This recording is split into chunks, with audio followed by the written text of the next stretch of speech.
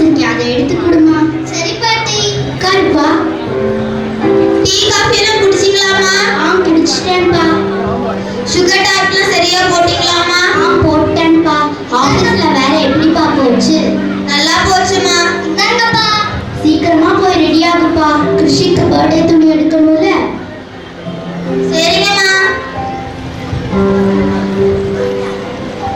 அப்படியே அந்த கவின் வீட்டு ஃபங்க்ஷனுக்கு போயிட்டு வந்துருப்பா.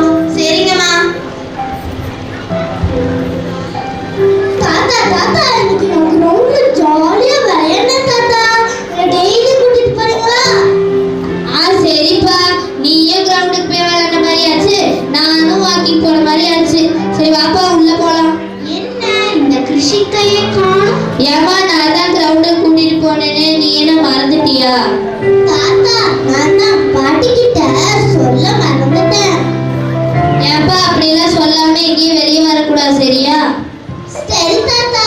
பாட்டி பசிக்குது, ஏதாச்சும் சாப்பிட இருக்கா? இருக்குப்பா. நல்லா விளையாடியா ராசா? நல்லா விளையாட பாட்டி, அதனால தானே பசிக்குது. உள்ள போ ராசா, நான் எடுத்துட்டு வரேன். ஏங்க உங்க பென்ஷன் காசு எடுத்து கொடுத்துடலாமா? கிருஷிக்கு பர்த்டே துணி எடுக்க. கொடுத்துடலாமா, அதுக்காக தானே எடுத்து வச்சிருந்தோம். இந்தாமா.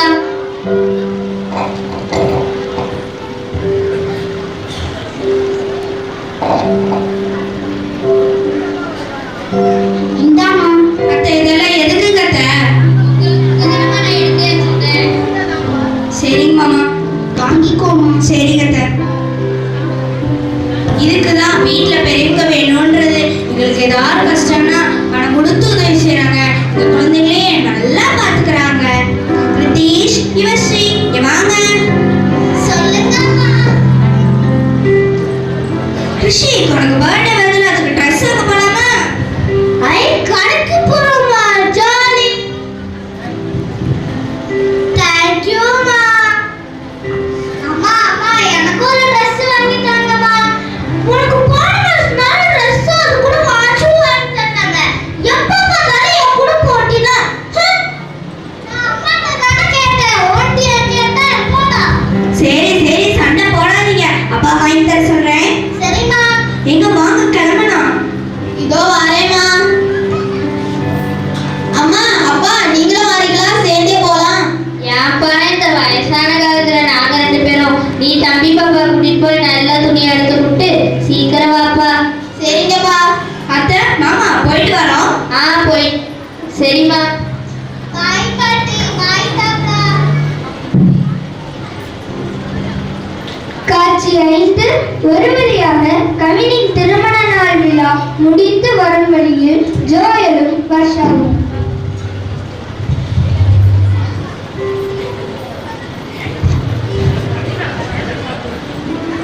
அம்மா அம்மா எனக்கு அங்கிள் வீட்ல சாப்பாடெல்லாம் ரொம்ப டேஸ்டா இருந்துச்சுல.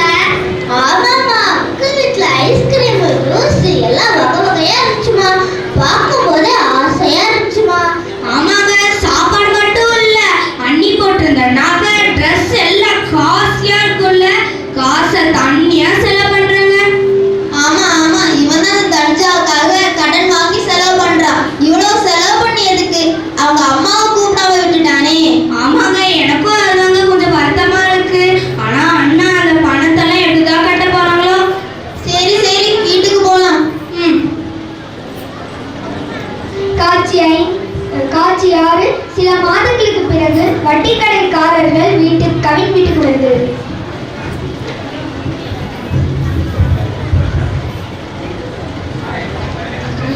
இப்படியே போனா வேலைக்கு ஆகாது. வா நம்ம 2 பேருமே பணத்தை கேட்கலாம். சரிம்மா. கவின் கவின் வீட்ல யார் இருக்கா? ஐயோ இந்த குரல் எங்கேயோ கேட்ட மாதிரியே இருக்குது. இந்த குரல் கேட்டா வட்டிக்கார குரலாச்சே. நம்ம வேற 2 மாசம் வட்டி கட்டல, என்ன சொல்ல போறான்னு தெரியலையே. எங்கயா பணம்? மேம் சத்தம் போடாதீங்க மேம், அக்கம் பக்கம் ஆடு இருக்குதுங்க மேம். காசு வாங்கும்போது அக்கம் பக்கத்துல ஆடு இருக்குது தெரியலையா? சார் 2 நாள்ல கட்டிடுறோம் சார், 2 நாள் டைம் கொடுங்க சார். 2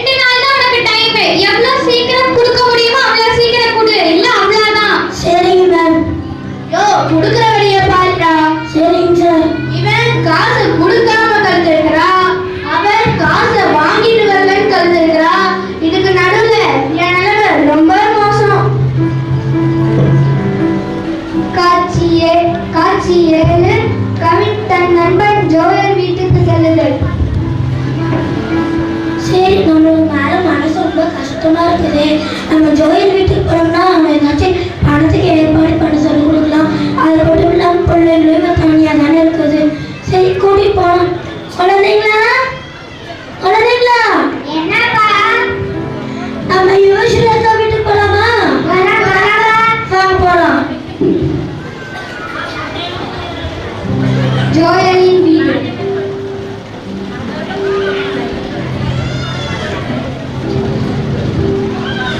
ஜோயல் ஜோயல் பாப்பா கவின் எப்படி இருக்க? நல்லா இருக்கேன்ப்பா. நீங்க நல்லா இருக்கீங்களா? நல்லா இருக்கேன்ப்பா. சரிப்பா. நல்லா இருக்கீங்களாம்மா? சரிம்மா.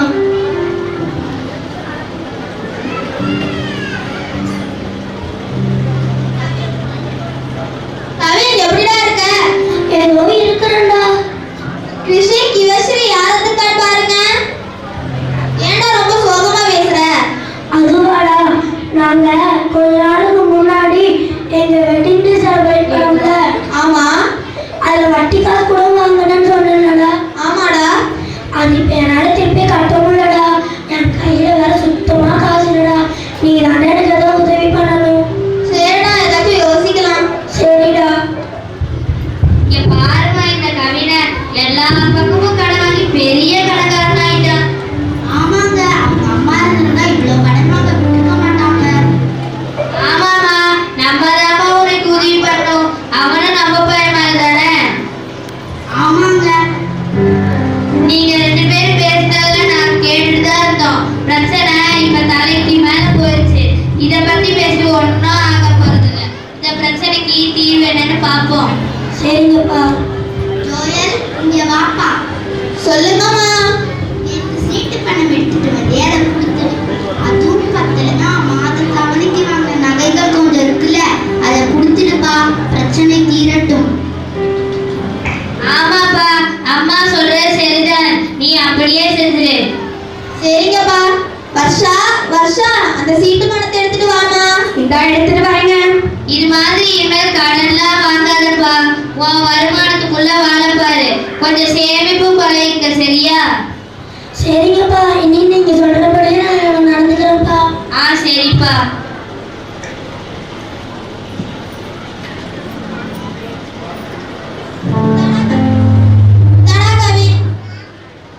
ரொம்ப நன்றிடா. எப்படி வட்டி கட்டுறேன்னு முடிச்சுட்டு இருந்தேன். நல்ல வேலை நீங்க உதவி பண்ணீங்கடா. ரொம்ப நன்றிடா ஜோயல். சரிடா. ரொம்ப நன்றிப்பா. சரிப்பா. சரி, நான் போயிட்டு வரேன். குழந்தைங்களா என்னப்பா? போலாமா? போலாம்ப்பா. சரி வாங்க. ஜோயல் வீட்டின் உதவியுடன் கவின் தன் கடனை திருப்பி கொடுத்து விட்டார். இறுதியில் மனமாறிய தனுஜா கவினுடன் பேசுது. நான் செஞ்ச தப்ப உணர்ந்துட்டேங்க. என்னாலதான் உங்களுக்கு இவ்வளவு கஷ்டம். நான் வேலைக்கு போறேனே. அப்ப குழந்தைங்களை யாரா பாத்துக்கிறது? அத்தை இருக்காங்கல்லங்க. அப்ப அத்தையை கூப்பிட்டு வரணும்னு சொல்றியாமா? ஆமாங்க. இது கனவா இல்ல நினைவா? இது நினைவுதான். இவன் எப்படி ஒரே நாள் இப்படி மாறினா புரியவே இல்லையே. சரி, இவன் மாறினதும் நல்லது தானே. சரி வாமா, போய் கூப்பிட்டு வரலாம். கிருத்தி, யஷ்மித், இங்க வாங்க. என்னம்மா? வாங்க, நம்ம போய் நம்ம பாட்டியை கூட்டிட்டு வரலாம். ரிஷிக் வீட்ல பாட்டி கதை சொன்ன மாதிரி நம்ம வீட்டுக்கு சொன்னாங்களே. சரி வாங்க போலாம். வாங்க குழந்தைங்கள போலாம்.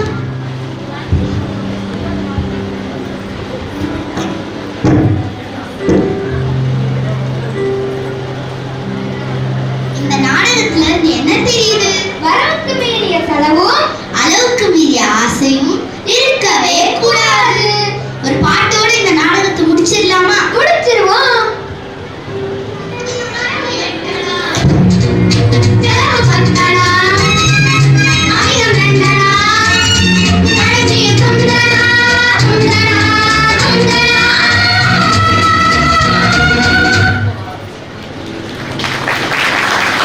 சிந்தனையை தூண்டும் சிக்கனத்தை சிறப்பாக நடித்து சென்ற உங்களுக்கு நன்றி. சிறப்பாக நடைபெற்றுக் கொண்டிருக்கக்கூடிய இந்த சேர்மிகு பள்ளியின் பெற்றோர் ஆசிரியர் தின விழாவில் கலந்து கொண்டு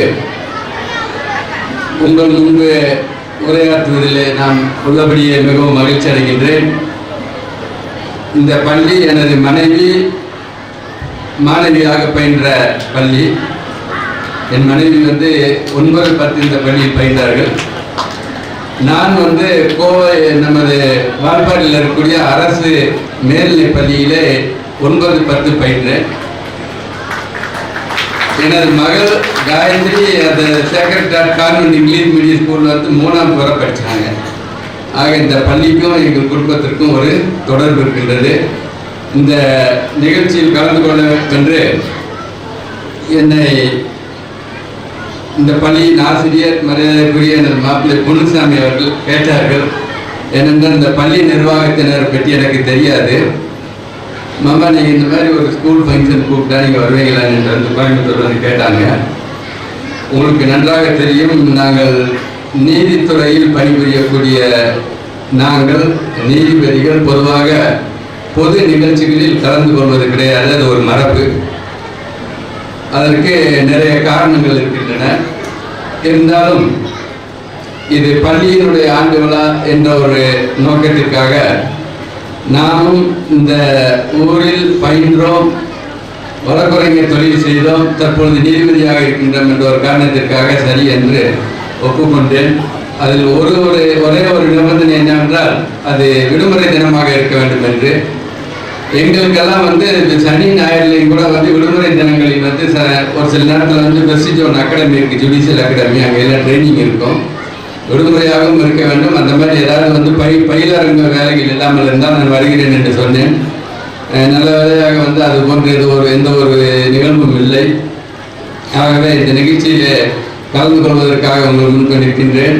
இங்கே வந்ததிலிருந்து நான் மிகவும் கவனித்த விஷயம் என்னவென்றால், ஒழுக்கத்திற்கு மிகவும் முக்கியத்துவம் கொடுத்து அத்தனை நிகழ்ச்சிகள் அமைந்திருந்தன. திருக்குறளையும் திருவள்ளுவரையும் மிகவும் போற்றி வாழ்க்கையில் ஒழுக்கத்தையும் தனிமணி ஒழுக்கத்தையும் கடைபிடித்தால் எவ்வாறு வாழ்க்கை சிறப்பாக அமையும் என்பதற்கு அருமை மாணவ செல்வங்கள் நன்றாக நமக்கு நடித்து காட்டினார்கள். என்னை பொறுத்தவரை எனது பெற்றோர் கர்மலை எஸ்டேட்டில் டி எஸ்டேட்டில் கூலி தொழிலாளிகளாக வேலை செய்தார்கள். நானுமே ஒரு குழந்தை தொழிலாளி தான். 1978 எனக்கு ஒரு நாள் கூலி 2 ரூபா 50 பைசா.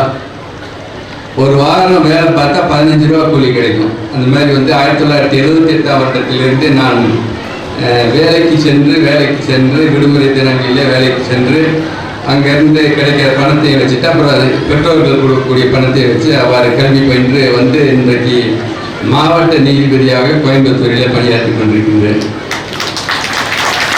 எனக்கு ஒரு ஆசை